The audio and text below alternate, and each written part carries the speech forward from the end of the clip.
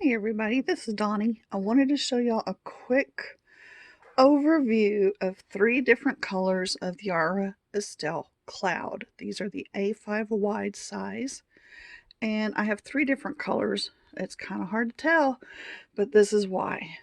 I have on the far left the sweet cashew, the far right is the pearl, and this one on the top in the middle is the cotton candy. It's a light pink.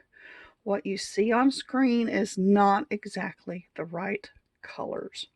So here's what I'm doing. I have a lamp with a light bulb in it. That's what, incandescent. I'm going to cut that off. Okay, now we're going to see what that looks like.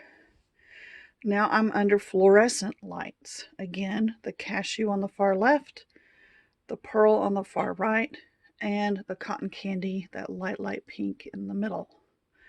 That is what it looks like with fluorescent light. And now I am outside. Again, the sweet cashews on the far left, the pearl is on the far right, and the cotton candy is in the middle.